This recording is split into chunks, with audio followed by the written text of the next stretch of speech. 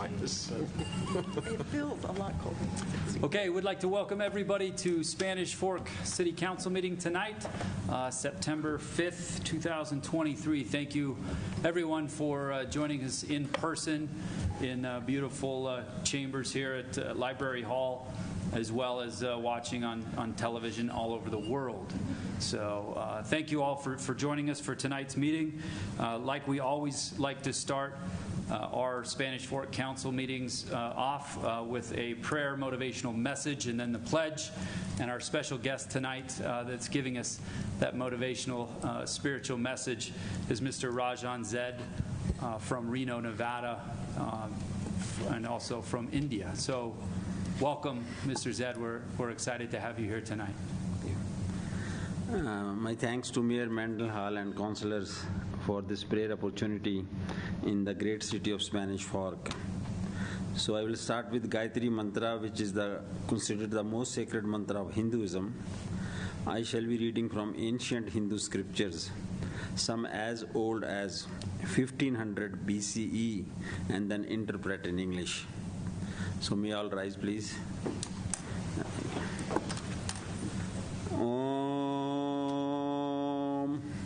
भूर्भुवः स्वः तत्सवितुर्वरेण्यं भार्गो देवस्य धीमहि धियो यो न प्रचोदयात्. We meditate on the transcendental glory of the Deity Supreme, who is inside the heart of the earth, inside the life of the sky, and inside the soul of the heaven. May He stimulate and illuminate our minds. Astoma Sadgamya Tamsoma Jyotirgamya Mrityor Mamratam Gamya. Lead us from the unreal to the real. Lead us from darkness to light. Lead us from death to immortality. Tasmada Sakta Statam Karyam Karma Samachara. Asakto Hyacharan Karma Parma Panoti Purusha. Karma Nevahi Samsiddhi Mastita Jankadaya. Loka Sangreha Mevapi Sampa Shankar Tumrahasi. Strive constantly to serve the welfare of the world. By devotion to selfless, one attains the supreme goal of life. Do your work with the welfare of others always in mind. Om Saha Navavatu, Saha No Bunaktu, Saha Viryan Karva Bahai, Tejasvi Navadita Mastu, Ma Vidvisa Bahai. May we be protected together. May we be nourished together. May we work together with great vigor. May our study be enlightening. May no obstacle arise between us. Samni va kuti, samna hridyani va, samnamastu vo mano, yatha va susahasti. United your resolve, united your hearts, may your spirits be at one, that you may long together dwell in unity and concord. Om Shanti, Shanti, Shanti. Peace, peace, peace be unto all. Om. Thank you.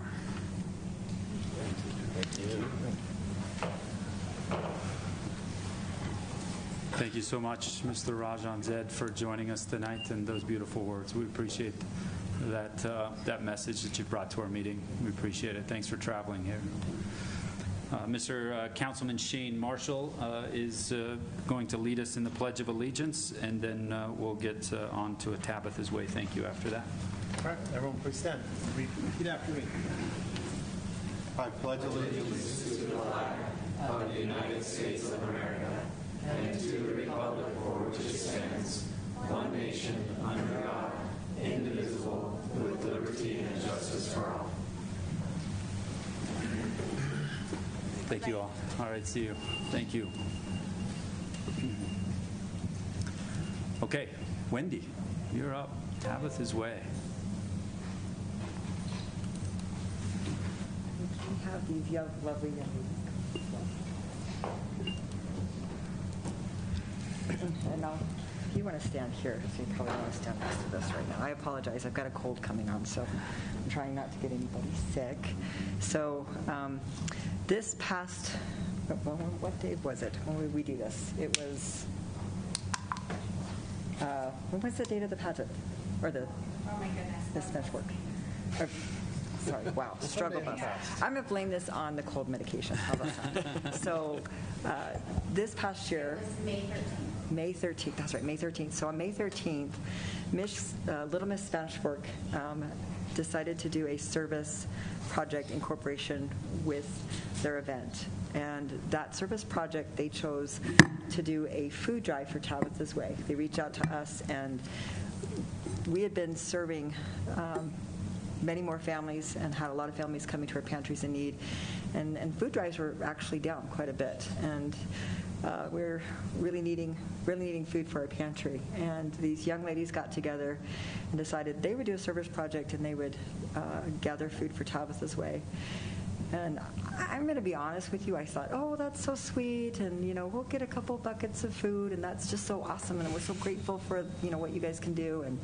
And as I was invited to attend the event that day, and I watched these young ladies haul in massive totes of food. It just filled to the brim, and they just kept filling and filling and filling. We brought our truck there, and we have a box truck. I want to say it's about 24-foot box truck, roughly 25-foot box truck, and they filled the truck. They filled the truck. I was so just astonished and amazed that they could do that. I was amazed at the beginning, even because, first off, that you would consider our community. You would consider those who are most in need and struggling in our community, and that you would unite together, all of you young ladies, to try to make this event happen and to serve people in our community. And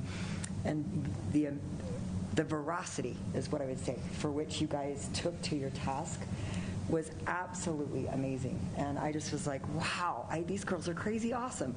And then I had the blessing and the opportunity to attend the event and watch these young ladies with their talents and their heart attitudes. And I thought, well, these are our future leaders right here. And we have wonderful people in our community, and these young ladies are perfect examples of what our future looks like, and that's very bright. And so we put together a poster, which has some pictures. So they gathered 9,991 pounds of food. So if you can see, there's 1, 2, 3, 4, 5, 6, 7 pallets of food, plus some other containers back here that they completely filled. And after they did all of this, they came back by again and dropped off more food a few days later. And so actually this is wrong, it should say over 10,000, but just absolutely amazed with what they've done. And I just wanted to express gratitude for the work that you've done, for the example that you've set for our community. You've set the bar high, and you've blessed so many families, all of you. And I just wanted to say thank you and recognize you guys publicly for the work that you guys did. So you guys are awesome. So.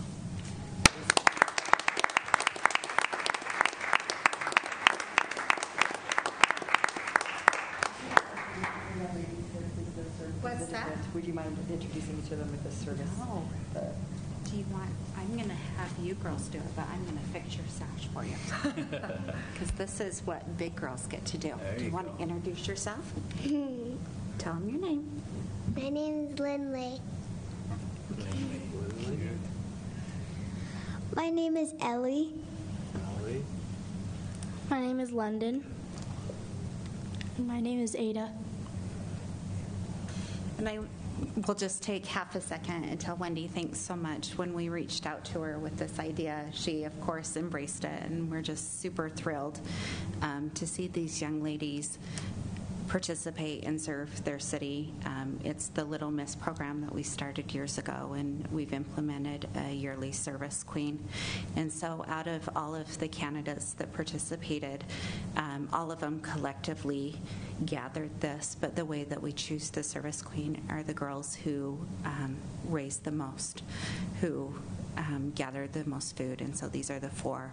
And so whether you're in the royalty or not, you have the opportunity to to win the Service Queen. All of these girls were in the royalty, and we feel like the service that they give our city is just going to benefit us through the years. Like Wendy said, they are our future leaders, and I'm just super grateful that you embraced the idea. So thanks. I'd give you a hug, but I know. well, and I just want to just also say, Raish, you're just amazing. I know that your family and you are all about service, and that's how you're encouraging these young ladies to do that. And thank you for being the person who's standing behind each of these girls, cheering them on. One of the many people, but cheering them on and encouraging such wonderful goodness in our community. So, actually, you guys get to take this home. Oh, that's cool. But this is for them. So. Now, Councilwoman Beck has been over Miss Spanish Fork for quite some time for the city. Do you see a future Miss Spanish Fork in this group I actually see 4. Oh, okay. 4 of them right there. Yes. Okay. All right. Good. No, I just love that this program is still going, because it's been 10 years. So thank you. And I think it just builds such a sense of community and self-esteem. And you young ladies, I think, will feel much more connected to your hometown community by being involved in a program like this. And I hope that you reach out and can be such a good example to those around you, because people really are looking up to you. So thank you for helping Tabitha's Way and our community as a whole. It's a very big deal. You've done a great thing for the local food pantry, which performs miracles every week in this community. So you've made a big difference in people's lives, and I hope every time you see that poster there that you remember that really helped people in your community out. So to Lindley, Ellie, London, and Ada, and your parents who have raised you right, good work. Good work. This is the boots on the ground stuff that helps our community. So from the council and mayor, thank you so much, and we'd be honored if you would maybe shake hands and then come up and get a picture with us, if that's all right. Is that okay? Okay. All right. Do you want me? Do you want this? Or Raishaline? Raishaline, do you want this poster, or do you want us to see it? Yeah, give it to Raishaline. Yeah. We'll use it. I meant, did you want it for the picture? Oh, yes. Yeah, we want it for the picture, too. Yes, all of us. But thank you. Who's assigned picture guy today? Since I'll take it. Go right over Come there. up here, though, ladies. You gotta give us all knuckles. There you go. Take out of mine. Thank you very much. Nice job. Well done. Come right back here. Thank you. Come here. Come back over here. We're going to put you right here.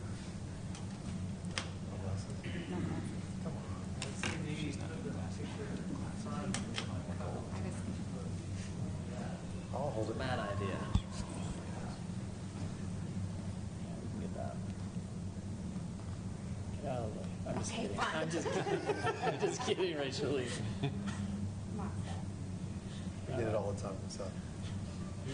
If anybody wants the center position after Raishaline, you're welcome to it. Thank you, girls. Good job. Thank you.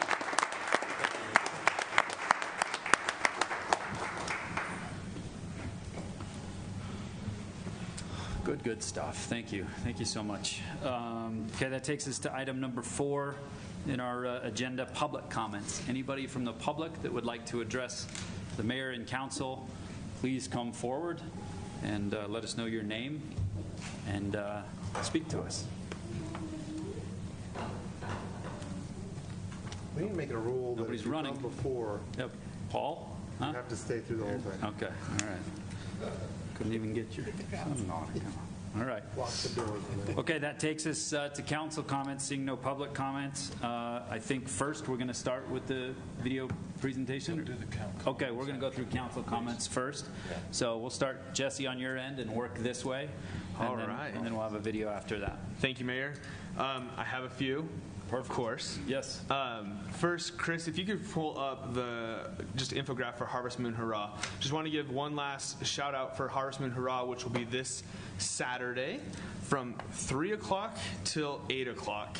There will be lots of events. The Arts Council is doing most of that. The Chamber of Commerce will be giving away some pumpkins that have been donated by Gordo's Farm.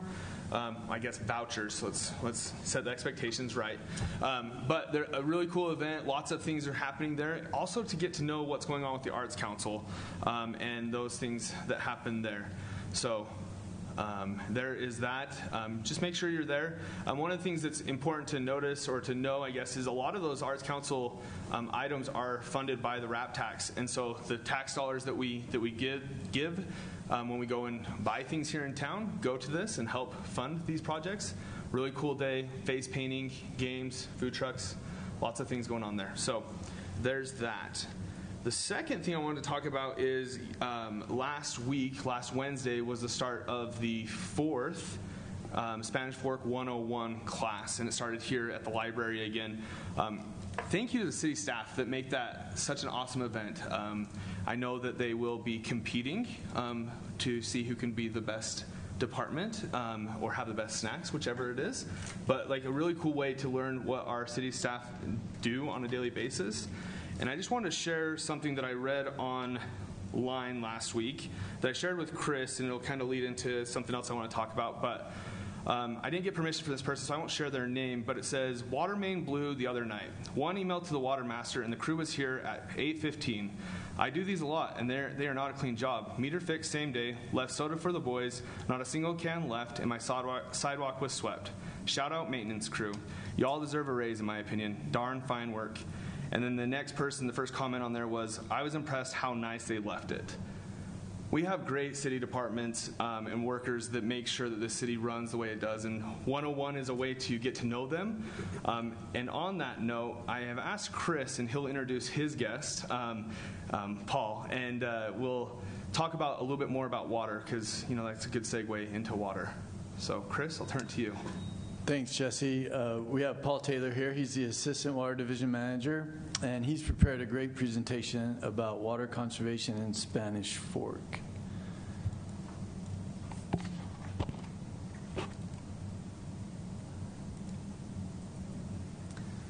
Okay, yeah, thank you.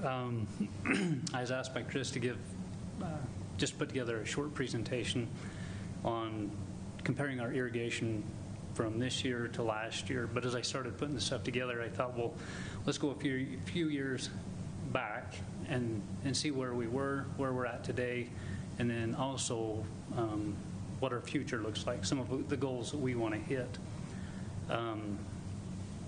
So with that,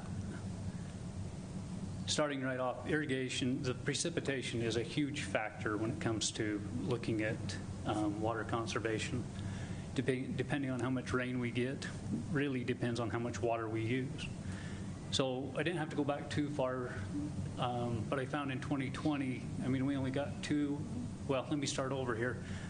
This window of precipitation only goes from May through August, so it's a short 4 months, but it is the peak season of our irrigation. It's the highest demanding of the season. So in 2020, we only received 2¼ inches of water, which is not very much. But if you look in 2022, we received almost 5½ inches, just shy of it. So if you take those 2 years, one extreme to the next, and look at 2023, we're right average. We're right in the middle.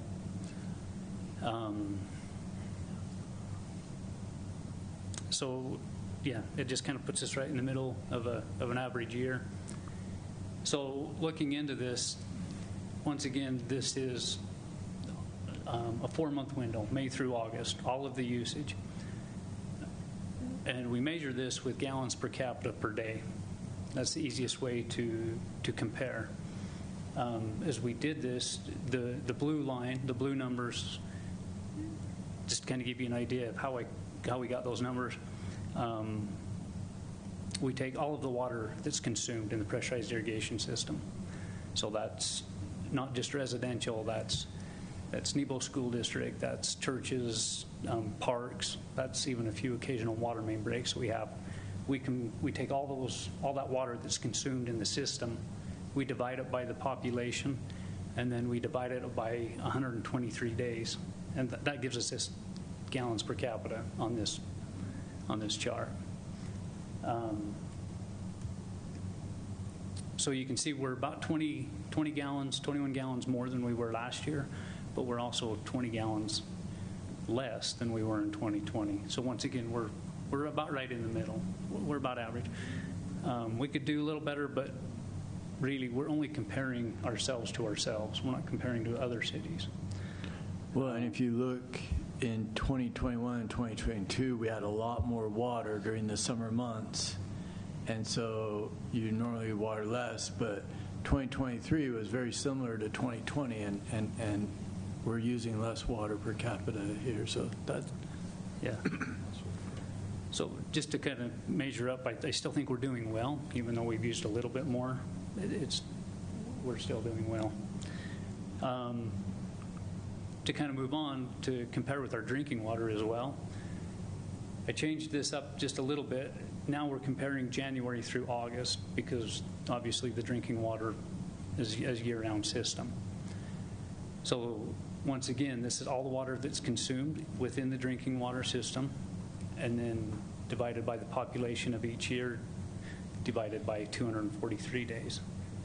So this is impressive because we're not only going down on our gallons per capita per day, but we're also staying there into the 78 gallons per person per day.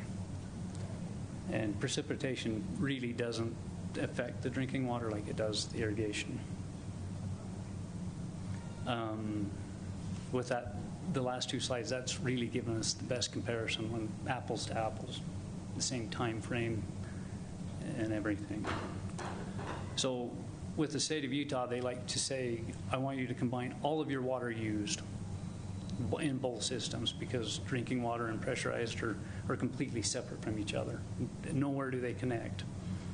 So we take both numbers, all of the water that's consumed in both systems, we divide it by the population of each year, divide it by 243 days once again, and we end up with about 225. Now we're really close to the same that we were in 2021.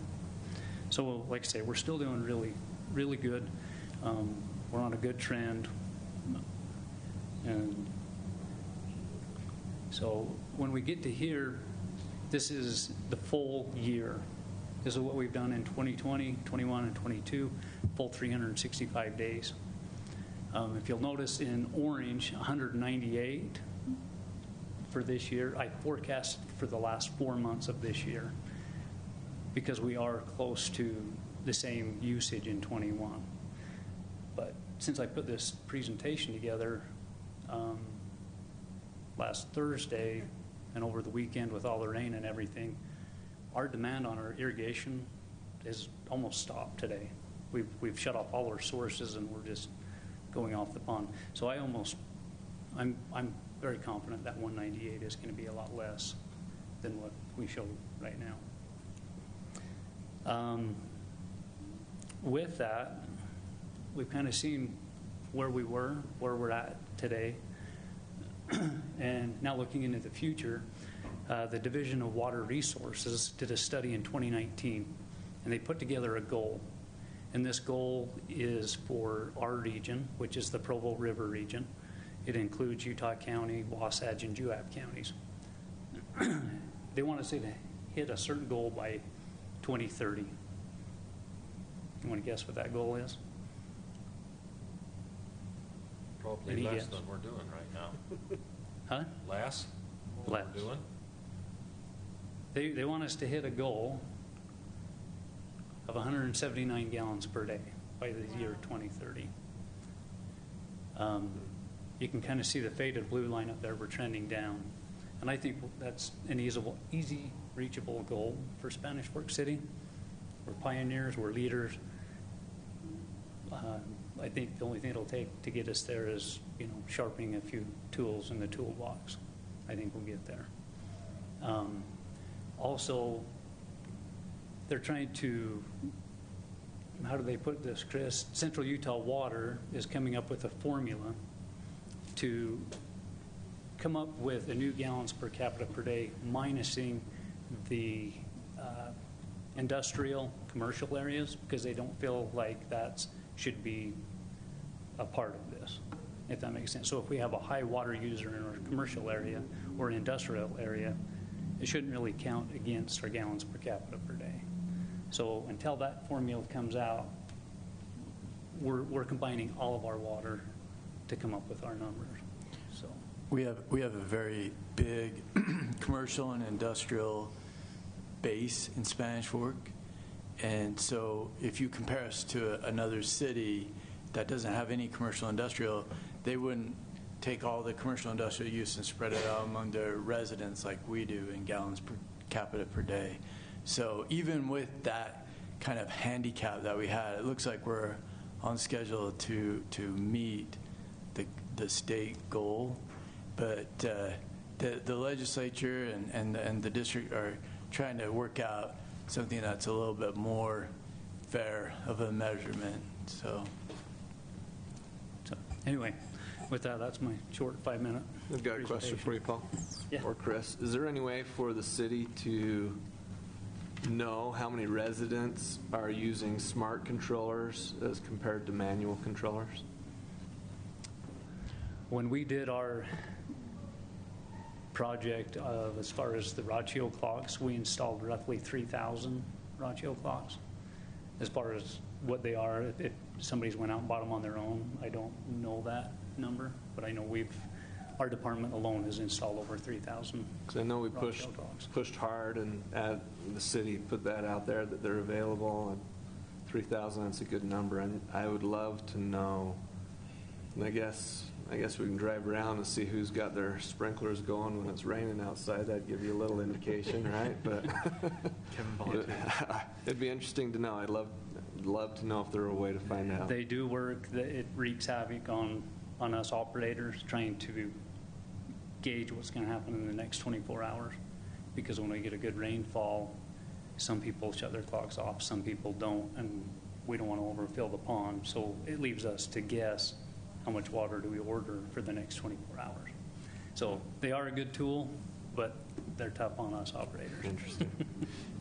I guess, Paul, this comes from a department that you see both sides of it, but a utility like power and water here. Speak a little bit to, I know some of our big industrial and commercial users are getting better and better about their conservation of those resources and use of those resources. Partnering with them I know I've heard from them that it's a big deal that your partnership in helping them reach those goals they might have as a private company, but conserving as much water, reusing as much water as they can, and things like that. So a lot of it, we really try to update the water meter. Just like anything else, things wear out after time, moving parts. So even replacing meters in industrial and commercial areas plays a big part in these numbers. It really helps narrow down who's using the water, who can we help. So that's one of the projects that we're after. So good. So thank you, Paul, and thank you, Chris, for doing this. The reason why I had asked for this is because in a drought year, we talk a lot about water consumption, but we still live in a desert. We still need to be good stewards of our resources, and it's good to show that we're doing that even in a year where we were talking about flooding for most of the year, but we're still doing our part to make sure that we're conserving and heading towards our goals. So thank you for showing that. Thank you. Thanks, Paul. thank you. And the last thing that I have is I'm going to turn some time over to Kathleen from the Chamber to talk about some Chamber stuff. Chris, did you get the slideshow that I sent over to Nick? Hopefully you have access to it. Uh-oh, which one is this? Which one do I use? That's a good question. I've never used them up there. Throw one and see Both of them, yeah. I think it's on Google Slides. How's everybody doing? It's good to see you. How are you? I'm good, thank you. Okay, sweet. Perfect. All right. Oh, that's the end. How do we go to the beginning? Oh, whoa. Okay. Perfect. Well, it started. All right, so I just wanted to go over a couple things that we have done since I saw you all last, and then a few things that we have coming up. So we were honored to have Congressman Burgess Owens join us for a business tour in Spanish Fork. Thank you to those of you that were able to join us on it. It was a really, really great visit. We were able to tour Hydro, and then does this? Okay, perfect. And then also we were here. We got to have a brief on the Inland Port Project with the Port Authority, so thank you, Dave and Mayor Mike, for putting that together. One of the business owners that got to join us on that trip told me afterwards, he said, I didn't know this, he had gotten fired from a previous job before he opened his business in Spanish Fork for posting something political on social media. And he said sitting there in that room, seeing everybody kind of synergize with the politicians and the city and local government, he said this is the life that he dreamed he would have when he was leaving that job, just getting to have, a place of influence and being able to be free to speak, or be heard about his political opinions and things like that. So it was a really special moment, not just for myself and to have you guys there, but for the businesses that got to join us as well. So that was really, really cool. So thank you guys for helping me put that together. This is all of us here with the congressman. And then we had our new networking luncheon. We actually had, as a result of Congressman Burgess Owens coming, Congressman John Curtis, Chief of Staff, reached out and wanted to address our chamber. So he came to address our chamber at our new networking luncheon, and that was really, really good as well. He talked about kind of energy conservation and things like that, so it was a great luncheon. We filled the whole room. We're running out of space here, which is great. We have a really active business community. We cut the ribbon for IV restorative care right here on Main Street, so that was a great ribbon cutting. Also, Petty and Maine, we were able to finally cut their ribbon cutting about 2 years after opening. I had to talk them into celebrating themselves. We have a really dedicated business community around here. We also did the Mint Facial Bar, cut their ribbon right here on Main Street. And Business of the Month went to Angelus Theater. That was a super fun Business of the Month celebration. They actually even put on a little bit of a show for us, those of you that were there. Thanks for being there. One of my board members said that we should make it a standard that they have to put on a show now if they win Business of the Month. So we keep adding funner activities. So the Angelus Theater was a really, really fun activity for us. So congratulations to them. Next up, we have a ribbon cutting this Thursday, the 7th, at Let Them Grow Montessori Preschool. It's actually right next door to the Mint Facial Bar on Main Street. Then we've got a ribbon cutting for the Spanish Fork CrossFit on September 14th at noon. I should add the Montessori one, that ribbon cutting is at 3 p.m., so it's after the preschool hours. It's time for Business Summit again, almost. October 26th is our Business Summit date this year. We were able to get Brandon Fugel to come and speak for us, so that should be really great. We have Jalen Jones from the Crucial Learnings team coming to keynote. Also Bobby Rouse, who's the CEO of EOS Worldwide, along with a range of other topics that will be spoken on from local community leaders. So we're really excited for that date. Tickets are on sale now on our website and our social media, so you can pop on there and get your tickets before they sell out. That's my goal, is to sell out this year, and I think we're going to do it. Let's see. Did it stop responding? Oh, well. Did that one end up? Anyways, well, the other picture I have is for new networking. Yeah, this is the one. Perfect. September 21st is our new networking. Actually, that's going to be hosted at Intermountain Healthcare. So we'll have lunch there, and they're going to be teaching us a little bit about the things that their hospital does for our community, some of the things that they're specially trained in that we don't necessarily know about, things like trauma and some of the classes that they offer. So that should be a really good lunch and learn for us. And then a couple things that I forgot to put on here. That, again, is September 21st is new networking at noon at the hospital. We have Women in Business. We partnered with the American Fork Chamber and the Point of the Mountain Chamber to kind of stimulate our Women in Business network. So that is meeting on September 19th at the Hyatt House in Pleasant Grove. So that's for Women in Business. And then October 12th is our second Meet the Candidates. I know you guys probably forgot all about city council elections going on right now. But we'll be hosting our second Meet the Candidates after those preliminaries on October 12th right here at the library at 5:30. So thanks, you guys. Appreciate your time. Thank you, Kathleen. Thank you. Thank you. Thank you, Paul and Kathleen, and thank you for the time, Mayor. Thank you, Councilman Cardin. Councilman Euler. Thank you, Mayor. Every other month, I have the opportunity to attend a meeting out at the animal shelter. Sitting on that board, we discuss the needs that the animal shelter has in our community. And today we talked about, they recently received a grant for $100,000, so we discussed how they want to use that. Obviously, one of the big concerns that they have down at the animal shelter is space. They're always at or exceeding capacity. And so today after our meeting, I took the chance to kind of walk around the animal shelter and look at the different kennels and just see firsthand how full they were. And they are almost exceeding capacity. There were maybe two kennels that were empty out of everything that they had down there. And the director kind of explained this as well. She says this last week they euthanized 7 dogs. The same day that they euthanized 7 dogs, 14 additional dogs were brought into the shelter. So they gained no ground at all with that. And so just as community members, pet owners, just remember, be responsible. And in memory of the late, great Bob Barker, I'm going to quote him: help control the animal population, have your pet spayed or neutered. Thank you, Mayor. Thank you, Councilman Euler. Good reminder. Are we skipping Councilman Argyle, coming back to you? Okay. Councilwoman Beck. I just have one quick thing, just so the residents know. The next 3 days, we will all be spending time in Salt Lake City with the Utah League of Cities and Towns, training, rubbing shoulders with other mayors and council members throughout the state of Utah. It's a great experience for all of us to just continue our education and knowledge as we represent you. So we're looking forward to going to that, and that's all I have. Thank you, Councilwoman Beck. Councilman Marshall. That's tomorrow. Oh, he makes me nervous. We'll see you up there. Shocker. I had exactly the same thing prepared as Jesse, so since he took it for me, I have nothing else to offer. I really don't. Both of those are shocking.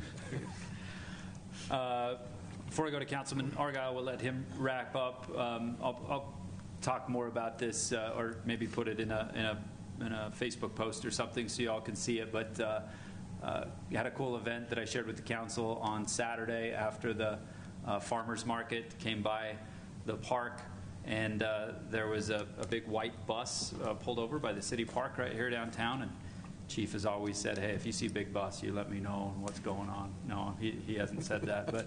But curiosity, we're still a small enough city that, like, hey, what's a big bus doing in our town? And so they're pulled right over by the Escalante and Dominguez cross, and there's a line of people coming out the bus and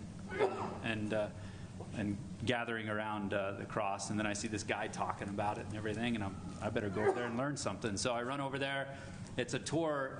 It's a tour that's happening, and he's talking about Escalante and Dominguez and about the history of Spanish Fork, and me and Jagger are just hanging out there like, this is cool.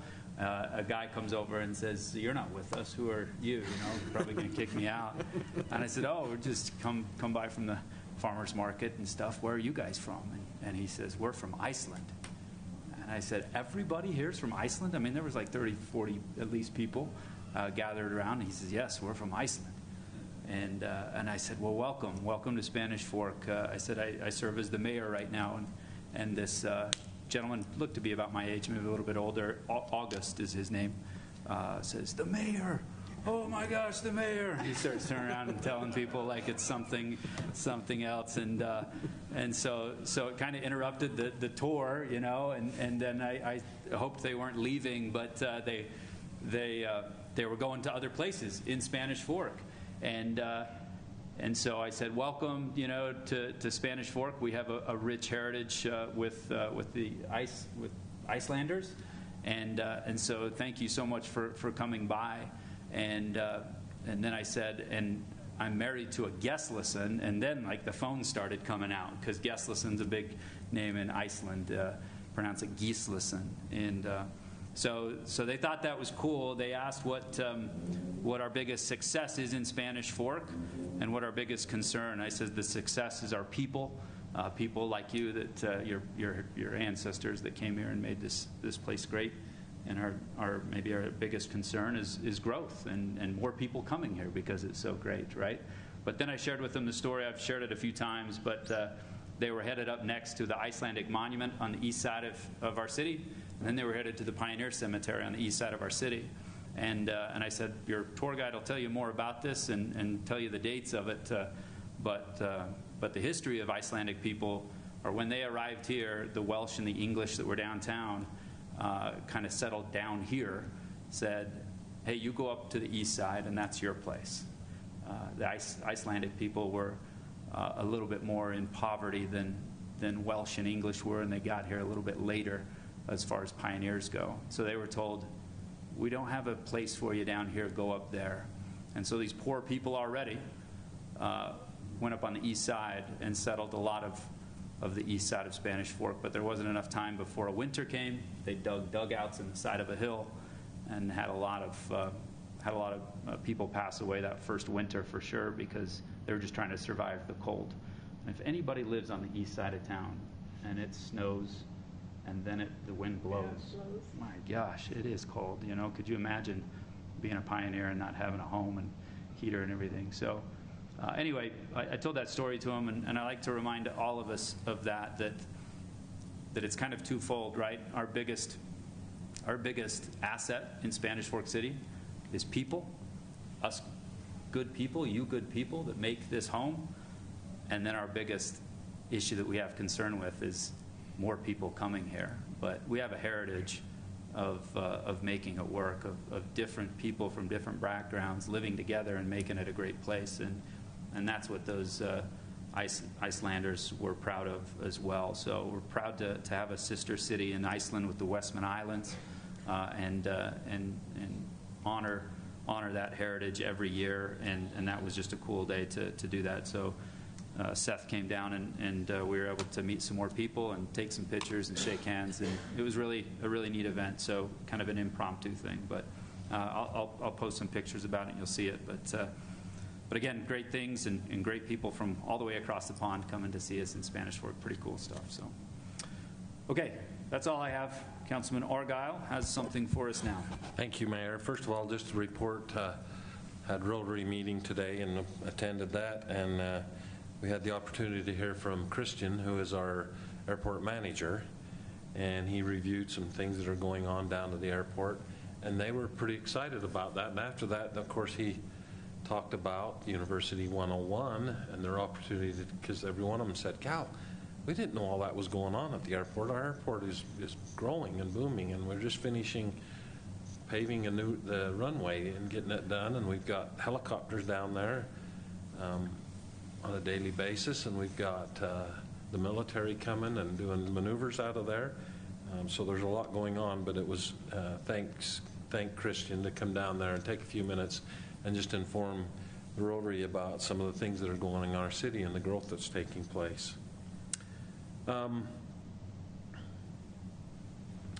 As I start to wind down some things, a lot of things has gone through my mind, but one of the things that I've kept a small journal, and as I started putting some of this together, I thought, you know what, this is important.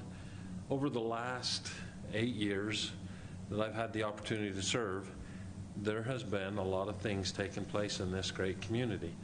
And I thought, you know what, I think some of the citizens need to see this. I absolutely wanted to share this with the council and the mayor and the departments.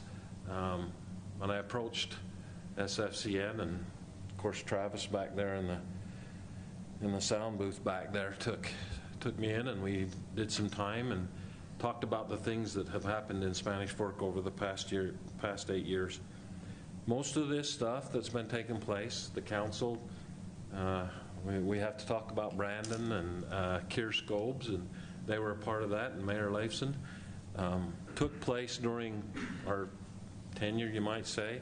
Most of that's been completed. A lot of it was passed by us and completed.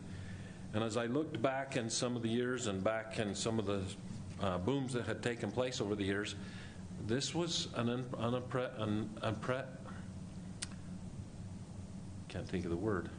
unprecedented years. growth and some of the things that took place. So we put together a video to watch. Take one and pass that over to them. And I've got a list for the staff of some of the things, and I just want to note a couple of things to our citizens. Our city, through annexation, has grown over 2,900 acres. Through developments, we have brought over 5,200 lots. We have over 150 new businesses in town. Some of them, of course, we got to mention the steakhouse. Mayor Lafson's dream was to have a steakhouse, and we have that now. Some unique things for some reason. You should never have a dirty car in this community. I don't know what their business plan is, but it's Spanish Fork, and it's an automatic car wash. So if you have a dirty car, something's wrong. Because we have also, I think we took to heart Chick-fil-A's signs and everything else that we've watched, because Spanish Fork has more chicken places for you to eat, and they're all good. I've been to every one of them, and I can't say that any of them are bad, but we took that to heart, I think, and with all our chicken places. But I put together this video, and it's not very long, but it covers a really big span. The stuff on this list covers about 8 years. The city stuff that's been done and the people, the employees that we've replaced over the years, I said to Seth, we've replaced all the departments, and he goes, well, except for Dale and Chris. And in that tone? Please tell me that was the tone. Except for these two. But I'm working on it. Still got time, yeah. But such a turnover, and as we've done that, though, I might think about our city recorder, and Karen Bradford. We had to replace her with 3 people because of the growth of the city and what they were doing. So the city has just grown. But I hope you'll enjoy this. Thank you, Travis, for doing this for me. When he sent it to me, just so you know, originally, Seth, it was 40-something minutes long. We got it down to 7.5. Thank you, Travis. Go ahead, Chris. Hi, my name is Chad Argyle, and for what will be the past 8 years, I've had the privilege and the honor to serve as your councilman for Spanish Fork City. I am so grateful for the previous mayor and councils and their decisions they made, and I'm sure not all of them were easy, but looking forward to the future of Spanish Fork, knowing that those would serve our community many years in the future. I've kept a journal of some of the things that we've accomplished in a short period of time. Over the next few minutes, I'd like to share a video with you of some of those accomplishments, some of the things we did. And if you'll take just a few minutes and allow me to, I'll show you what you done did. Thank you.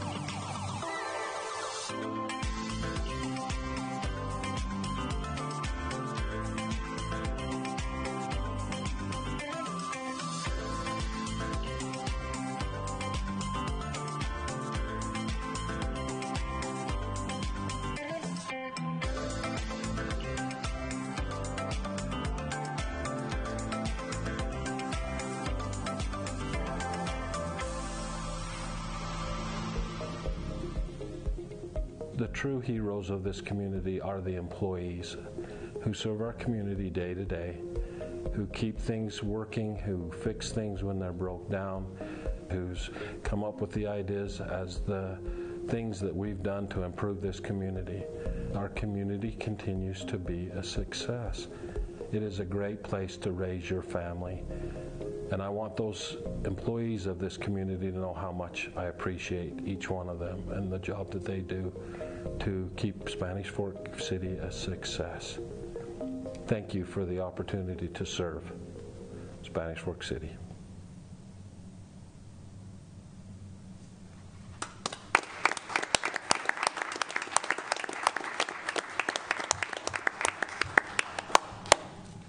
My wife asked me to pick one thing, and when she asked me, I told her that that's an easy thing, but considering all the things when you watch and see what we did.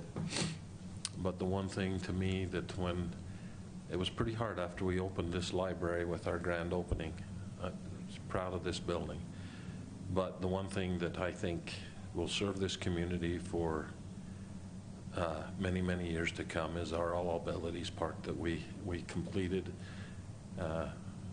We did it in a different way. We allowed those families to come and talk to us and enlighten us to their day and not ours. And then we designed that park around them.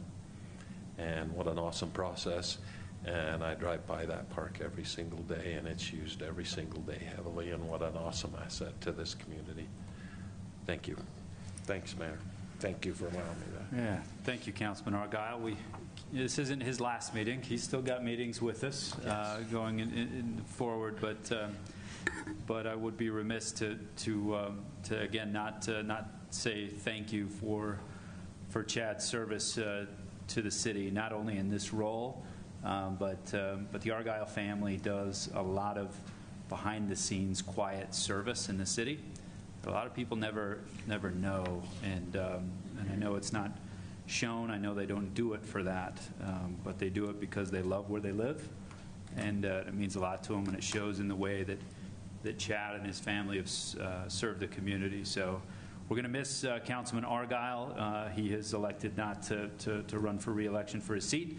That brings us to when we get to 8 p.m., Tara, our city recorder here, an elections person, will be able to pause the meeting for us if we're still going at that point and give us an update of that. So thank you for that. But again, can't thank you enough, Councilman Argyle. Your good years of work here on this body have left its mark, and the city will be in your debt for a long, long time. So thanks for that. Thanks for putting that together. I know I will appreciate all 10 of those roundabouts that Chad was pointed out. That's right. There's 12 of them now, Shane. Hey, can we point out, too, how fortunate we are to live in a city that has SFCN, and we've got all these videos from history, right? So pretty amazing, pretty cool. Yeah. So do you write these down every night? That is an incredible list that I'm. You know, I feel like I've reviewed it. There's not every business, because sometimes if it's gone long, I'll go home and just throw it on the shelf and then go back and review over and go back over, and yeah, it's and thanks to Stacy, because she does that little booklet. That's a good history, that little things, because there's been some things in there that I had forgot and just kind of kept track. But yeah, most of this is what we did. It's what you done did. I think it's good. I think Councilman Argyle highlights that what local services, what local public office is. Again, I say this a lot. It's different than big politics. This is local government, and so you serve for a time. You do your thing, and you move on. And everybody should take that opportunity. I know there's a couple candidates in the room, and appreciate them stepping up, and the other folks that threw their hat in the ring. To run for office, because it really does pay off that you get a different mix of people coming and going and serving locally here. So I'm thankful Councilman Argyle won't be going far. He's not like he's moving out of Spanish Fork, so we'll be able to call him and say, hey, what do you think about this roundabout? Does this one work? I'll probably call you. You won't have to. Okay, he'll call us. Yeah, we're excited to continue to commemorate that in the months ahead as you round up a good body of work, Chad, of council service for sure. So thank you. Anybody else want to rib Chad or say thanks to Chad? Now's your chance, or you can wait till December. Okay, it's coming, Chad. Okay, thank you for that. That takes us to item number 6 on our agenda, the consent items, items A, B, C, D, E, F, and G. If anybody has any questions about these, please speak. If not, I would entertain a motion on the consent items. Motion to approve consent items. Second. Motion made by Councilman Argyle, seconded by Councilwoman Beck. All in favor say yes. Yes. Consent items are approved. It takes us to item 7A, new business, is ordinance for Stockman Flats annexation reapproval. Mr. David Anderson. Mr. Mayor, thank you. You all have good memories, so you likely remember just a few months ago approving this. Once the council approves an annexation, which is what happened, I believe, in May with this particular annexation, a clock starts. And if the annexation is not certified by the Lieutenant Governor's office within a certain period of time, we end up coming back here to have the council reapprove it. And that indeed is what happened in this case. There was a hang-up of some sort when the annexation was delivered to the Utah County Surveyor's office, which is another step that's taken after a city council approves an annexation, which led to that deadline coming and going without this being finalized. So nothing's changed. The subject property in this case still 535 acres, identical boundary to what you approved before. Subject properties are located on the north side of State Route 77. That becomes 4th South in Springville as you proceed east from the subject property. State Road 77 does. So we're talking about lands that are on the north side of that. This is north of the airport.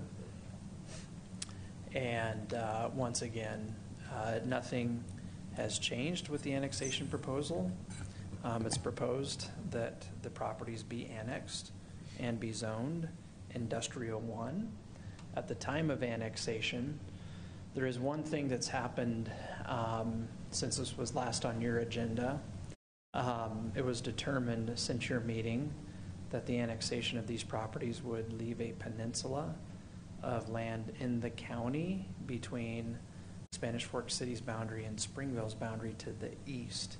It's a property, I believe, that's owned by Mr. Brent Money. And in light of that, we did receive approval from the Utah County Commission just last week, which is necessary anytime a proposed annexation would create, I would even just say, an odd configuration, island, peninsula, or anything like that. For various reasons, that's kind of been routine, in fact, for us in recent years. So with that, we believe this is 100% ready for reapproval tonight. I'd be happy to answer any questions that you might have. A public hearing was held in May, and because of that, I understand there's no need to do that again. Thank you, Dave. Any questions for Dave on this reapproval of an annexation? Okay, and important in this, I think, to spell out in the motion the findings and the conditions. Again, Mr. Von Kel, is that correct? Yes, they're listed there in the staff report, but also in the resolution, the recitals or reasons why you're doing that. Perfect. Thank you. If there's no other questions for staff on this, I'd entertain a motion on item 7A. I move to approve the proposed ordinance for Stockman Flats annexation with Industrial 1 zoning, including the findings and conditions in the staff report. Second. Motion made by Councilman Euler, seconded by Councilman Cardin. It's a roll call vote. Councilman Cardin? Yes. Councilman Euler? Yes. Councilman Argyle? Yes. Councilwoman Beck? Yes. And Councilman Marshall? Yes. Item 7A is approved, reapproved, I guess you could call it. Takes us to item 7B, a couple of appointments. Dale, are you wanting to speak about these? You want me to read the the write-ups here on these two women. Okay. So for the seniors advisory board appointments, would like to first give a thank you to Marcia Stegel. Marcia has been a driver for the Senior Center for the last 7 years. When asked what prompted Marcia to come work with the center, her reply was, "I've always had a desire to help the older population and hopefully contribute to their having a better quality of life. I've really enjoyed my friendship and have a loving admiration for the ladies and gentlemen I've come to know. We thank Marcia from our hearts and let her know she will be greatly missed along with her great laughter and friendship. Our seniors and staff agree that our center would not be the same without Marcia's generous act of service, loving and thoughtful kindness, and going the extra for our senior population." Is Ms. Stegel here? Is Marcia here? Okay. Well, I hope she's watching on television or will be, but if you'd join me in giving a round of applause for Marcia Stegel.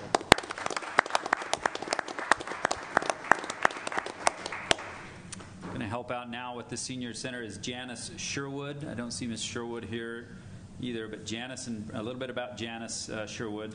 Her and Brent have been residents in Spanish Fork since 1976. They have 3 daughters, 1 son, with 11 grandchildren and 7 great-grandchildren. Janice has volunteered at the Senior Center for the last 3 years, answering the phone, serving lunch, instructing a rock painting class, which has included time of collecting rocks on her own, and assisted with numerous special activities. Janice enjoys the friendship, the various classes, as well as the activities offered at the center. And Janice commented, "I enjoy visiting and meeting new friends, as well as the delicious meals served, and I look forward to many more years of fun at the Spanish Fork Senior Center." Councilman Euler, you're our representative on the Senior Center. Anything that you'd like to add to Janice or Marcia? Marcia will definitely be missed. She brings not just the service that she provides, but just her personality. She is full of life, and anybody that knows her just loves her. Had the opportunity once to jump on a bus and go with her. She made her rounds and picked up some seniors that are not able to drive and bring them to the center for lunch. And you could tell just watching her as she drove her route how much she enjoyed and loves serving the seniors in our community. So she will be greatly missed. Janice, I look forward to getting to know Janice more as she takes on this new role and serving as well, and she'll do a great job. Perfect. Thank you all. If there's no other questions for staff on this, I would entertain a motion to accept the advisory board appointment of Janice Sherwood. I move to accept the senior advisory board appointment of Janice Sherwood. Second. Motion made by Councilman Euler, seconded by Councilman Argyle. A roll call vote. Councilman Marshall. Yes. Councilwoman Beck. Yes. Councilman Argyle. Yes. And Councilman Euler. Yes. And Councilman Cardin. Yes. That is approved for that board appointment. Thank you, Janice. And again, thank you, Marcia. Takes us to the Rodeo Committee reappointments. You guys should know these two characters, but we are reappointing Doug Ford and Dale Robinson to the Rodeo Committee. Dale tried to get off the Rodeo Committee, and we said, "You're not getting off the Rodeo Committee."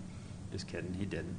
But we appreciate both of these gentlemen, their invaluable service to the Rodeo Committee. And obviously, when you look at a rodeo and you see the many years of it just continuing to get better and better, by better, it may be frustrating sometimes that there's no more tickets left, and that's happening sooner and sooner. But that is because some professionals like Doug and Dale who keep it going and keep it such a big part of our community and Fiesta Days as a whole. So if any of you don't have any roasting comments for Dale while he's sitting here. Is it a package deal? I mean, can we say yes to one and no to the other? No, it's both. It's a package deal. It's a package deal. Yep. All right. Yep. Those are my nominations for reappointment. Yeah. Yep. I'll go ahead and move to accept the Rodeo Committee reappointments. Second. Motion made by Councilwoman Beck, seconded by Councilman Marshall. A roll call vote here. Councilman Argyle. Yes. Councilman Euler. Yes. Councilman Cardin. Yes. Councilman Marshall. Yes. And Councilwoman Beck. Yes. Thank you, Dale. Thank you, Doug. That is approved. They are reappointed. We go to item 7D. A lot of people have asked the council about this from time to time ever since this building's been built, but this is regarding a bid acceptance of the old library remodel. Mr. Dale Robinson. Yeah, thank you. How you feeling? Warm enough for you? Yeah. I brought a jacket today just in case, because you do realize the Not bad right now. you realize how it fluctuates. Yeah. It gets cold and then gets warm, but we're working on it. Cody texts me every so often and says, "You need to move it to here." He's on top of it. Anyway, yeah, we've we've put out to bid the remodel for the library for the Parks and Recreation office. There were 5 bids that were submitted, and we're currently seeking approval to award the contract to Judd Construction. That's probably a new name to most of you, was to us. They have the low bid. They're out of Draper. Our staff has called several references across the state to visit with people about jobs that they have done. They've done everything from city office buildings, remodels to buildings. I mean, just a lot of schools and a variety of buildings, actually. And after the research and much deliberation, our staff is comfortable with recommending awarding the bid to them and approving the contract. The bid tabulations are in your packets if you want to look at those. The 5 people that did provide bids for us. So we're seeking the contract we're looking to have approved is $1,609,720 or $780.20. That was the low bid by $32,518. Questions? Dell? Go ahead. Go ahead, Stacey. No, my question is just what's the time frame of starting and then completion? The time frame is as soon as we get the green light here, they will start. Their estimated completion date is March 22nd. We've delayed that a little bit, so we may adjust the contract, but it'll be the end of March. Okay. What does moving into this building give you that you don't have in your current building? Room.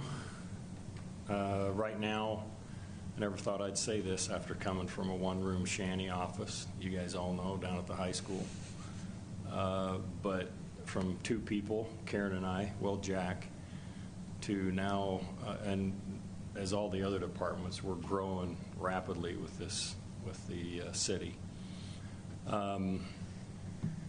Yeah, we've currently, we haven't I wouldn't say we've outgrown the space, but we don't have a lot of years of growth left in there. This seemed like a perfect utilization for this building, which is still in good shape physically. Just needed to revamp the HVAC systems and bring some things up to code. It gives us about 4,000 more square feet to add offices. We do have people who are going to be coming into our office that currently don't have an office space. As you know, because of the nature of our business, we have large coaches meetings and things and pick up equipment, and we need lots of space for that type of thing, which the old library will work great because of the downstairs. Right now, our plan is not to occupy any of the downstairs other than just for a big meeting room. So there's several offices down there that we can utilize. We're not doing we're doing minor remodeling downstairs. All of this is really on the main floor, except for the classroom and a couple things that we're upgrading. But it's going to, in my opinion, it's going to give us at least another 10 to 15 years of life for my department in that building. What's the plan for the old building? You want to answer that, Seth? Sorry. Ask that again, please. What's the plan for the building on Main? Yeah, we've got a couple of options, and we're going to study those next. We could move some offices from the city office building behind us here over there. We could lease it out. So we have a few options that we're looking at.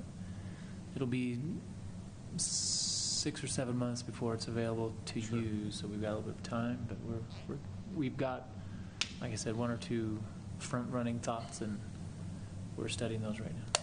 Seth, does this benefit you, or do you feel like this helps to have one of your departments right across the street from the administration building? Well, if it was rather anybody than but up the Dale, street? yes. Well, if we're going to go there, I really like where I'm at.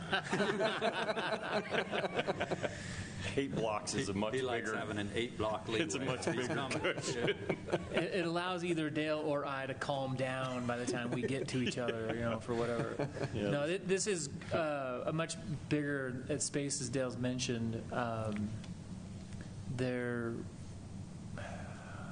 not in the same building. Proximity probably isn't as big of a deal, across the street versus 8 blocks down the way. But this has some real advantages as we've studied it. Of course, size being one, proximity to that park. It's helpful for somebody to be there, as in that building for that park.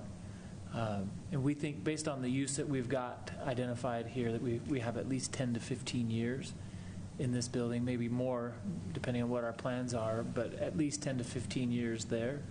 And so that's a really good opportunity for us to use that space and use it well. And give the recreation department. This is mostly administrative offices as we've planned it out. Yes. More on the recreation side than parks and buildings and grounds and such. But it will be a good use for them for the near and medium term. Chad leaned over to me and said either car wash or roundabout on your 8th North building. He didn't know which. So that's his ideas. If you're I don't think taking either of those are options, but we can add them as 3 and 4. I think we need a Raising Cane's chicken place there. Right? Yeah, another chicken place. I know just this year during Fiesta Days, because the building has been vacant, our team put a lot of things in the building to just have easy access, and it was so wonderful for those weeks leading up to, during, and afterwards to just have everything there, along with food trucks in the park and any movie nights that we do or activities and the Harvest Moon Hurrah, so many things that Parks and Rec is over. It's held right there. It's going to be so convenient. So I think it's a great location. I'm excited for you guys. I think the Arts Council said they could use the storage space down there, right? Our events people, yeah, we will. If you've been to our office, well, several times a year, but mainly during Fiesta Days, it's kind of hard to get through the hallways. Mm-hmm. There's a lot of stuff going on, and it's really for our events people, this is ideal because we have a lot of stuff going on at the park. And I just want to maybe stress to all the other employees, just because you keep a messy house doesn't mean we'll build enough buildings. Okay, that's not the way to get new space. Are we going to shut down? We're going to shut down Main Street to carry office chairs and desks to basketballs. Yeah, it's a totally different Chief, operation. we're going to need Main Street shut down again. Basketballs we're carrying. Come on, that was a cool thing, right? I mean, that was really fun. Cool. That was fun. Super cool. Yeah, I think we're gonna have like a race down Main Street. That's what we'll do. Okay. It's like chair races. I like the planning of, and again, it's up on YouTube, so you can find it again, but the walkthrough that we just did with the rec center that's going to be under construction, I do like that. I know other rec centers have maybe quite a bit of office space in there for their parks and rec. And this has some offices there for your staff that's going to be on site there for the rec center, but I do like that more square footage we can get of kids playing basketball, swimming, and pickleball, and everything else being active is a good thing rather than computers and offices. So. Yeah, and we studied that because it's a natural thing to look. We're building a new building.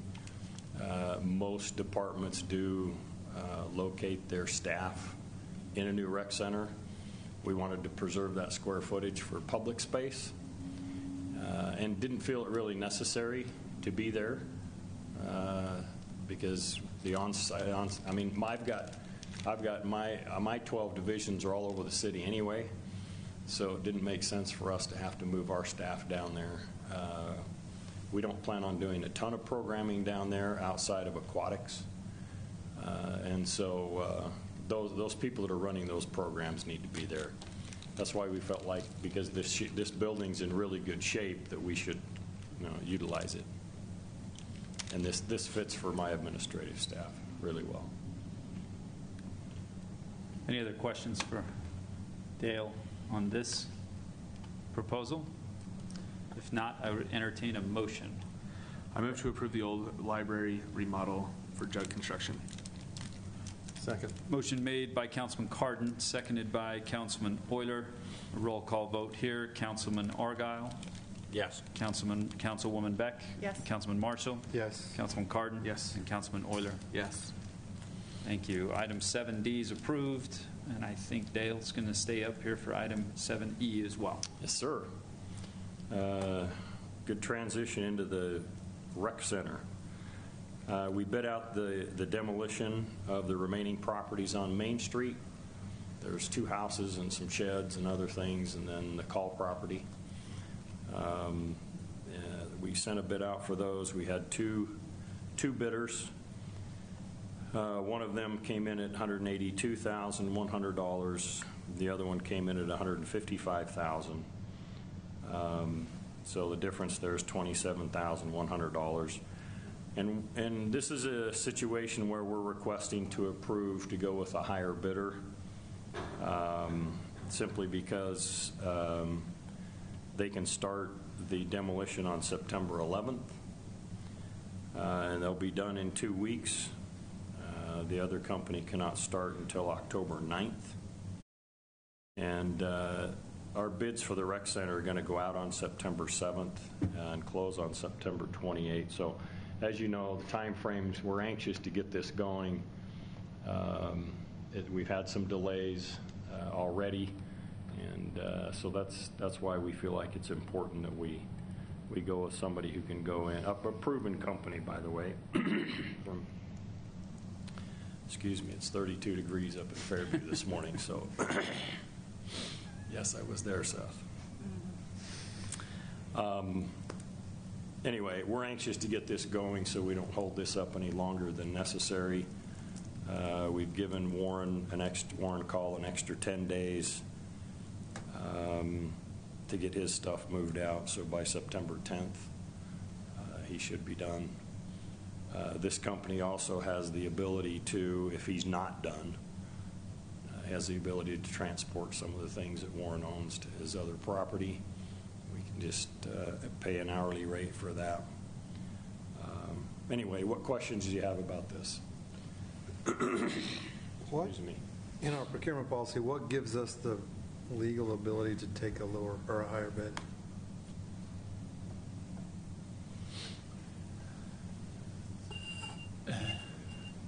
If it's a request for proposals and we have items that we need that we evaluate that are not just the bid price, the proposed price, like time frame, like Dale mentioned, and that's something we can evaluate.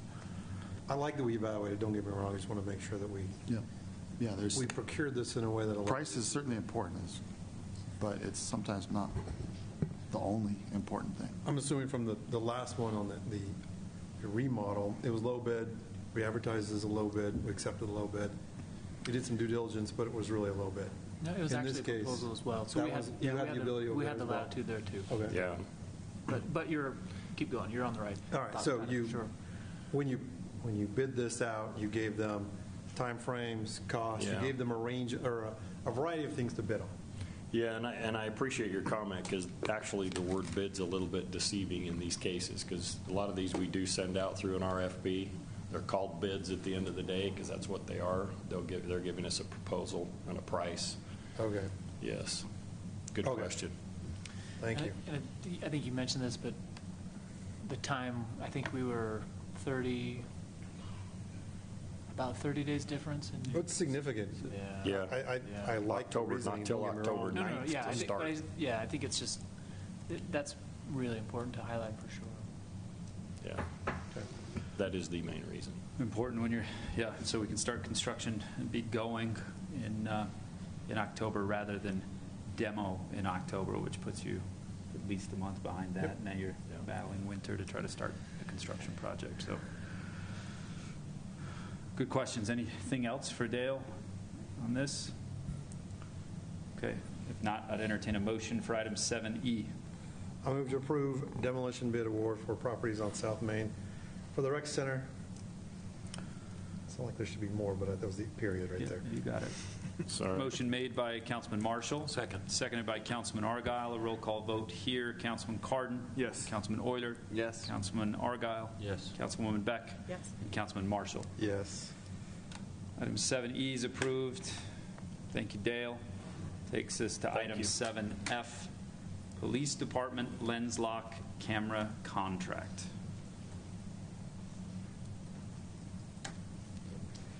Thank you, Mr. Mayor and Council. The document you have before you this evening is a contract between Lens Lock Camera and the Police Department, and they will provide us our in-car video camera as well as our body cameras. Our current vendor no longer makes the camera that we've purchased. Well, we've been using them for approximately 20 years, all the way from VHS tapes to digital cameras now. We had the option of just downloading the footage onto a server at the police station.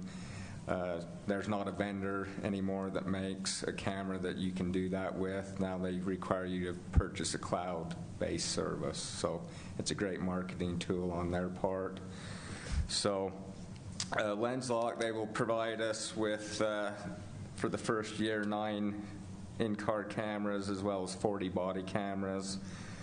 For a price of $52,000, but right now we have $5,000 budgeted for each camera in the motor pool budget, so we would be spending $45,000 this year on in-car cameras, and for $52,000 we're getting 40 body cameras in addition to that. So we went out and sought proposals from 4 vendors. 2 of the vendors weren't even close with their prices. LensLock came in third. They were approximately $3,000 above the low vendor, but we were going to have to purchase approximately $6,200 of cloud-based service each year. LensLock has unlimited cloud-based service and storage and retention. They'll provide a redaction service for us where we've been using SFCN up to this point. There's also a web-based program that our city attorney's office as well as our county attorney's office will have access to, and then they will update our body cameras as well as our in-car cameras every 30 months at no cost with whatever the latest and greatest version is. So if you have any questions, I'm more than happy to answer those. Chief, maybe you said, and I didn't hear, what's the length of the contract with these guys? It's for 5 years. So if you look through that contract, and for year 2, we would add 3 vehicles to the contract, 2 the following year, 11, and then 9. So on year 4 there, we would have been spending $55,000 for in-car cameras and then $45,000 on year 5. So that money we'll pull from our motor pool budget during those years. So it's not going to be coming right out of one budget to pay for the cloud-based service as well as the redaction and retention. So, thank you. Thank you. Any other questions for the Chief on this? Just a couple of additions to it. This is not money that's in the current budget. So as Chief has identified, we've allocated some that's motor pool related and can be put into the cost of those vehicles as we purchase them, but they're still, was it $45,000, did you say, if I remember right? That isn't in the budget today. So as the Chief and I have worked on this item, we believe we can find it within the budget of the police. So right now we aren't recommending or need additional budget allocation to fulfill this request. As the year progresses and we do, we'll let you know. But as of right now, we think there is some funds available, sufficient funds that we can move around to take care of this additional request for the year. Will that be due at the first of that year 1? Because the first 6 months are free, right? Because then the way the contract is set up, they'll cover 2 fiscal years or be in 2 fiscal years. Yes. So will you need all that money right up front? The $52,000 we would for starting year number 1 at 2/21/24. It looks like.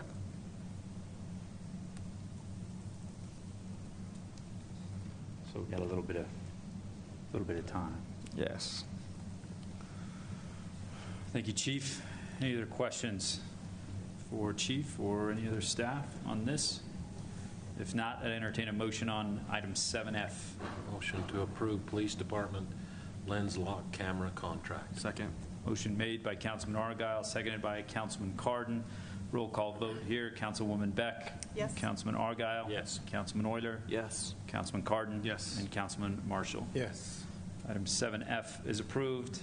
Takes us to item 7G, the Gun Club Super Sporting Clays course.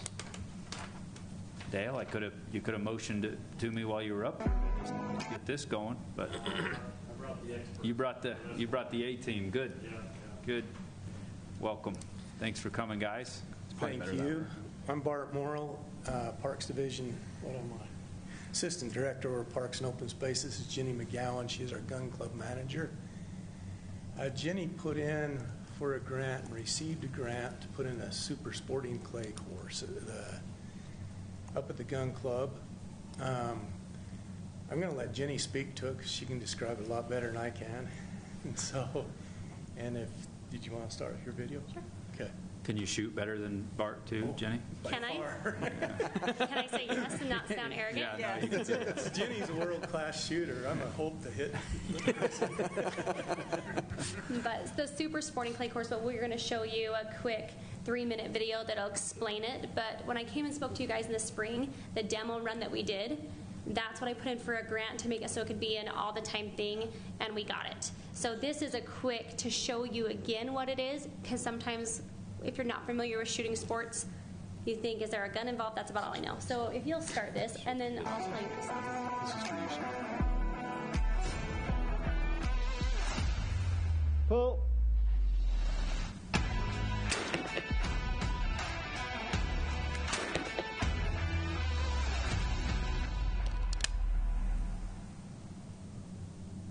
Hello, and welcome to this special episode of the CPSA How to Hit series, sponsored by Browning and filmed here at the beautiful E.J. Churchill ground at West Wickham.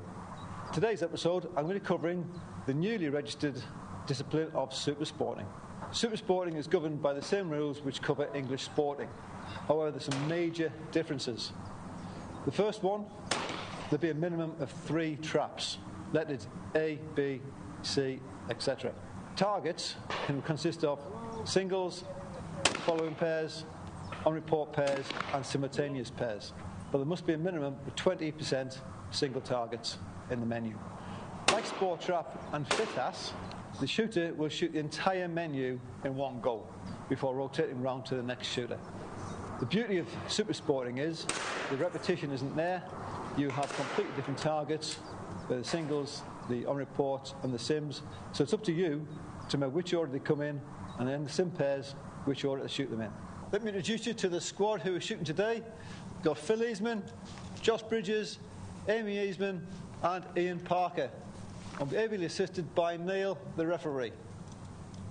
Here we have a typical super sporting menu. As you can see, it consists of 3 singles, 2 on report, and 1 simultaneous pair.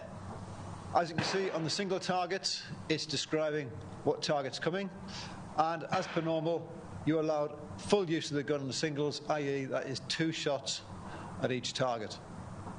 When the first shooter gets in the stand, the referee will show 1 of each of the single targets only. The rest, as you can see from the random nature of the pairs, is up to the shooter to remember where they come from and which order to shoot them in.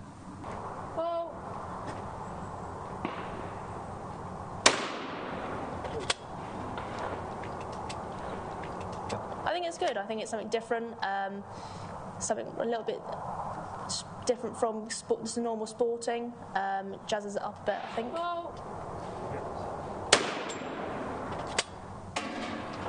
So. A variety, isn't it? Yeah, definitely. So. Makes you think a bit more. Yeah. So you're thinking more. Right, I've got singles, then my pairs, and then maybe sim pair, or gives you all a bit of a variety. So the video you watched, that probably was a lot of like Spanish, or if you don't know Spanish, a language you don't know, right? I'll kind of explain. The reason I wanted you to see this, can you see that she's standing in a stand? Sporting clays, you stand in a stand. You don't stand on a normal trap field. If you've been to the gun club, you'll see a house, cement, everything's very formula. It's very structured. Sporting clay is completely different. You can build it any way you want in any space you want. The stands like that we already have from when we did our trial run. That was donated to us last time. But you can build to your area. And as you can see, targets are straight up. They roll in front of you that resemble a rabbit. There is no rhyme or reason per se, like you would a trap. Trap is a straight away from you, same angle. Sporting clay resembles shooting birds, rabbits, ducks, things like that come into you. In the world of shotgun shooting, this is actually shot the most. So for example, at a state shoot in Spanish Fork when we hold trap, it's huge, but we'll have 200-ish people come. The shoots, the sporting clay that people attend in Utah, there's things called a Browning Six Club shoot. They have over 600 people come and during a week to shoot it. It's much more desirable because think of how many people shoot. If you are a shooter, if you go hunting, it's kind of more fun sometimes. A lot more fun. Exactly. Good job, Chad. It's a lot more fun shooting this. And I'm a trap shooter, and I've shot a lot of trap. But this is a whole different ball game. This is a riot. And it's becoming the fastest growing shotgun sport across the nation. And this super sporting, so there's sporting clays that uses 2 machines per stand. And then there's super sporting that uses 3. What we got our grant for is super sporting. And you can do super sorting on a smaller area, and you can do 7 stations. Sporting clay, you need 12 stations, and you need a lot more area. So that's the reason we're doing the super sporting. And the only other super sporting clay course in the entire state is in Purgatory, down by St. George. That's the only other place that has it, and there's only 1 in Utah. What other things do you We're out at the sports park. What? We're out at the gun club. So if you're... Wow. Sorry, Dale, get you worried there. Next to the recreation center.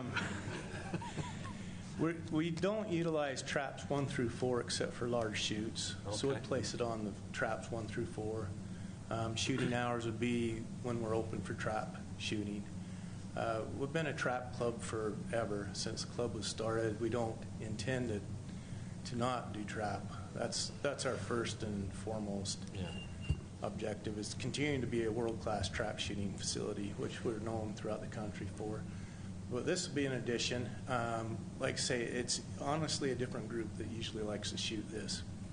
It's something a little more fun. You don't know which direction the targets are coming from until you're seeing them right there. And so it gives you a chance to, it's just a different way of shooting. If you've ever shot sporting clays, it's similar to that. A lot of fun. So we're looking at it as the opportunity to offer a little bit more that will bring in a little more revenue to the gun club. If this is helpful on the revenue side, you make double the profit in a round of sporting clay compared to trap. So if you did 50 trap targets, double the amount of revenue or profit, you could say, the profit on sporting clays, because it's kind of the people who shoot it know it takes more targets, it takes more specialty targets, so they're smaller, some are harder, so they can roll across the ground, and there takes 3 machines. So people are willing to pay more to shoot it, and because we got the grant to pay for the machines, that helps us significantly, so the profit goes straight to us. Cool. Awesome. Timeline. So this is different than trap. If we were to build trap, it would take quite a while because you have to build fields, build the house. The example shoot that we did, we rented him. I had put it in a couple months in advance. He came down in a day. We set the course in a day, and we shot the next day. So if you guys say yes, if they say yes, if you guys say yes, or whoever says yes, we could start a shoot as early as the 1st of October. Wow. And you'll advertise those shoots the same way you do your trap shoots? Yes and no. Because it's a completely different group of people. Trap is one group, and sporting clay shooters are another. You use shotguns, yes, but they're different shotguns. It's different people. The group that in Utah, NSCA, I've already worked with them. They've given us the first Saturday of every month where no one else throws a sporting clay shoot that we can throw every month. It'll be a fun shoot where it's about 100 people will come that Saturday. Also, I kind of mentioned the Browning Six Club shoot. That's where the 600 people come to. There's six gun clubs in Utah that get to participate, And last year, one of them fell off because the gentleman is now closing his range because he's getting too old to set it anymore. So there's an opening. And they said if we can have shoots this fall into the winter and prove that the shooters like the course and we can throw targets successfully, we will get that 6th spot, which would be a significant shoot, would be a huge profit builder for us, profit makers. So, any other questions? Jenny, I love your passion at the gun club. I love it too. It's awesome. Yeah, good work.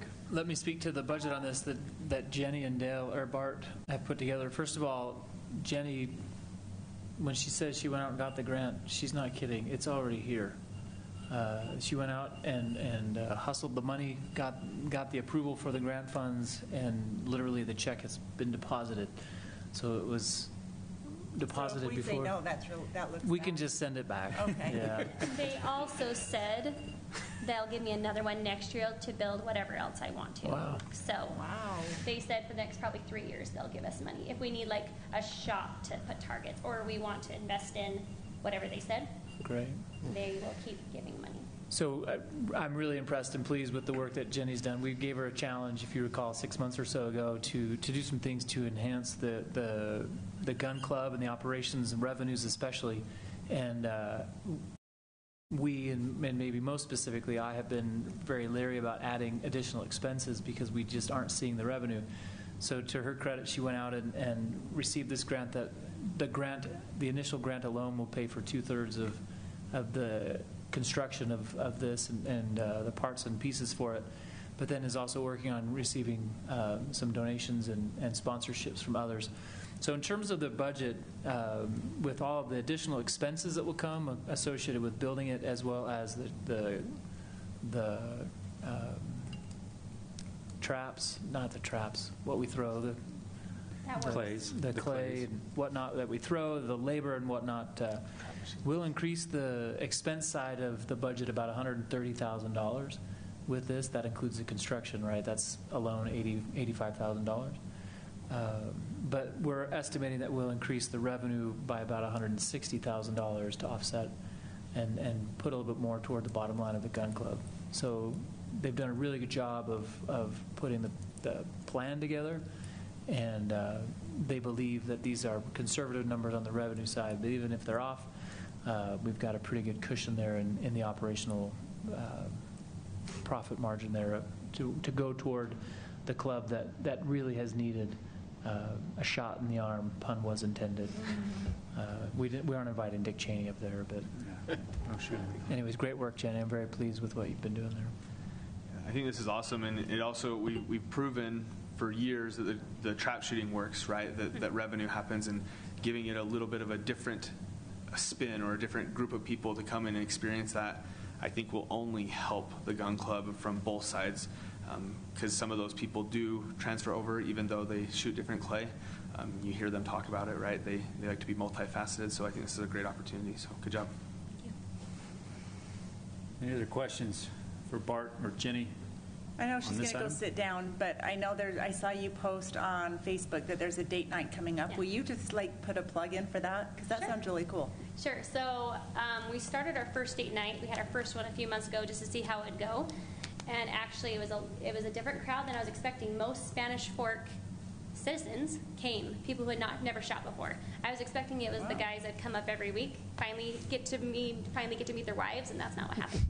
But so it was a resounding success, and people wanted again. So we'll have it 3 to 4 times a year, and you'll always see it come out in the city bill, your newsletter, so you know when it's coming. But imagine fancy dinner and learning how to shoot, and we will do a small competition for those who know how to shoot. But those who aren't comfortable, we do lessons during that date night. And this is on September 23rd, correct? Yes, at 5 o'clock. Okay. Even you can shoot, Shane. I can shoot, man.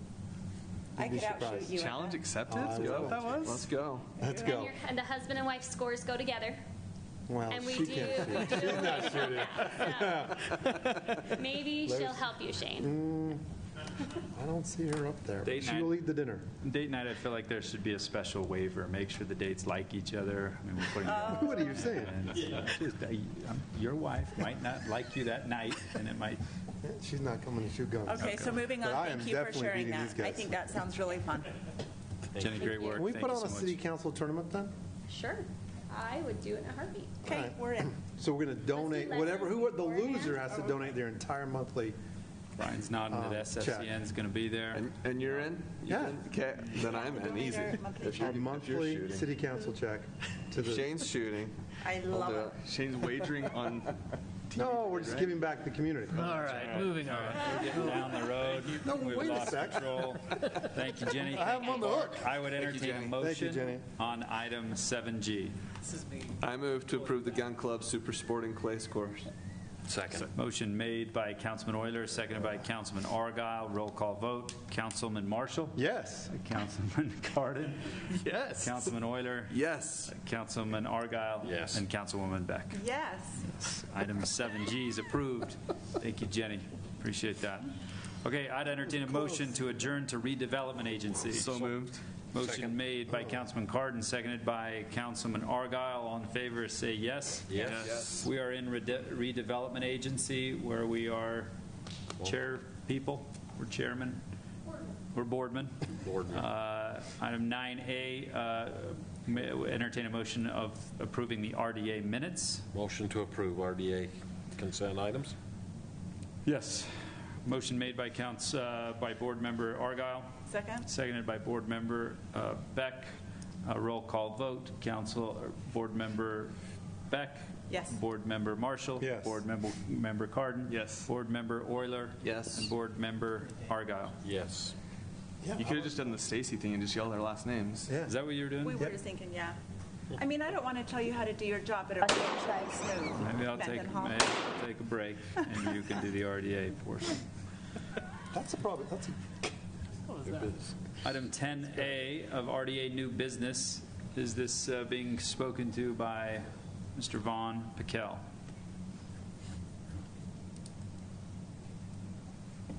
Board members, you approved a participation agreement for the Mountain Country Foods project. They're doing a $32 million investment in a building located on 300 West, and part of that was to give them to cover some of their costs for their fees for their project. In the last approval, there wasn't a date specified in the agreement, and so this is coming back to you to fill in that date of December 31, 2025. And then also another small addition is previously the only participant was Pheasant Run Properties. Mountain Country Foods LLC will also be obligated to make that investment. So those two companies together are doing that investment, and the incentive would go back to both of those together. So it's pretty minor changes from the previous version you approved. But any other questions about that? Question for Vaughn on this participation agreement? Okay, thank you, Vaughn. I would entertain a motion for this participation agreement. Motion to approve partition agreement for Mountain Country Foods and Pheasant Run Properties. Motion made by Board Member Argyle. Second. Seconded by Board Member Marshall. Roll call vote. Board Member Argyle. Yes. Board Member Euler. Yes. Board Member Cardin. Yes. Board Member Marshall. Yes. Board Member Beck. Yes. Item 10A is approved. I'd entertain a motion to reconvene back into City Council meeting. So moved. Motion made by Argyle. Yes. Seconded by Beck. All in favor say yes. Yes. Yes. We're back in City Council meeting. Any other business before we adjourn to closed session? If not, I'd entertain a motion. We made it. Are we right there? Not yet. We didn't get there. You want me to stall? I could. Yeah, let's go. I move to go into closed session for land transactions and strategy sessions to discuss pending or reasonably imminent litigation. Second. Motion made by Councilman Cardin, seconded by Councilman Argyle. You will not see, or will you see, will they have the results up on Channel 17 as they come in, or are we just telling people to go to voteutah.gov or find Utah County Elections website to start seeing the election results roll in? Okay, they said they'd post them at 8 p.m., so you're not seeing them here. T-minus 10 You'll see minutes. them there. Thank you, everybody, for joining us. Motion and a second and a roll call vote to go into closed session. Councilwoman Beck? Yes. Councilman Marshall? Yes. Councilman Cardon? Yes. Councilman Euler? Yes. And Councilman Argyle? Yes. Thank you, everybody, for joining us.